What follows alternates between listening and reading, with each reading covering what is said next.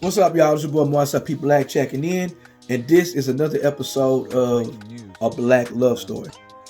If you're watching this, that means that you can go to marcelpblack.bandcamp.com, go to marcelpblack.com or what have you, and even on YouTube, and listen to my new single, Comanche and M. You know what I'm saying? Mind you, Comanche and M is the first single from my upcoming album, Black Love, which drops on April 3rd on marcelpblack.bandcamp.com and all streamers. But let me tell you why Comanche and M is important to me. Comanche and M is important to me because it's a very interesting dynamic I grew up in, and it really shaped who I am as a man today. I grew up on Comanche Street, 2 houses down, you know what I'm saying, from the corner where Elm Street is, right?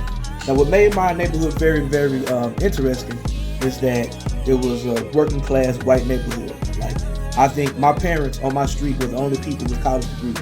You know what I'm saying? We was the only black people on my particular street. Everybody else, day workers.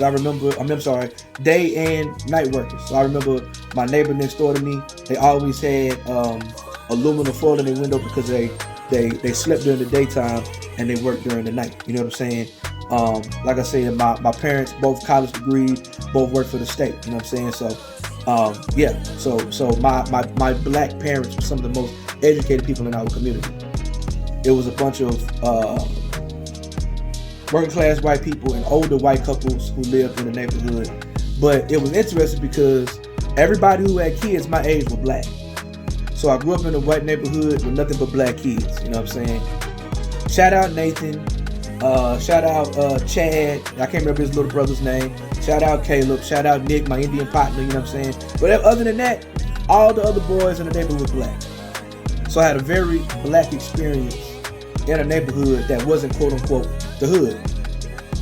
My friends who grew up with me went on to be musicians, college football coaches, you know what I'm saying, graduated from OU with masters, you know what I'm saying, just all type of stuff, husbands, fathers, you know what I'm saying, of course, brothers, fathers, you know what I'm saying, sons and things of that nature, good brothers, you know what I'm saying, you know who you are, and everybody who used to come across Maxwell, you know what I'm saying, to rock with us, you know what I'm saying, you know who you are, you know what I'm saying.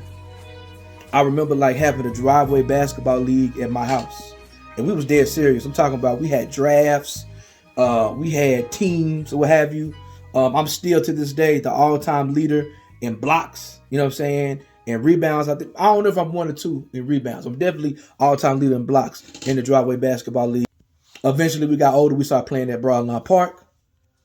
But those experiences with those young brothers, you know what I'm saying, was everything to me, especially with me being the only child. Like, my house was a place that everybody came and played, from playing outside in the front yard, playing tag, climbing on top of the house, playing basketball, riding bikes in the neighborhood when we got older, watching Rap City in the house, listening to music. I'm talking about playing video games, like being able to hook the PlayStation or the Xbox up to the big TV in my room. As we got older, having girls come over the crib. You know what I'm saying? Like, it was fun. I had a really good childhood. And most importantly, the brotherhood, bro. I definitely went to Louisiana for 20 years. And when I came back home, I tapped in with my folks or what have you. But, you know, I guess one of the disheartening things about me coming back to Oklahoma is I'm not as close to my brothers as I once was. Life be lifing. I mean, it is what it is. So if you have not seen me in a while, if I have not gotten to speak to you in a while, just know that I love you, I miss you, and those times we had when we was kids until we grew up was everything to me. And without you brothers, I would not be who I am.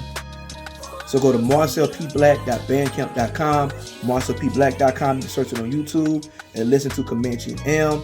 It's produced by Jay Philly. It's out right now. Comanche and M. It's a love letter to the neighborhood that made me. Black love is a love letter to everything that made me black. Allah Mahabe Freak. Red dirt, powder blue. Red dirt, powder blue. Oklahoma.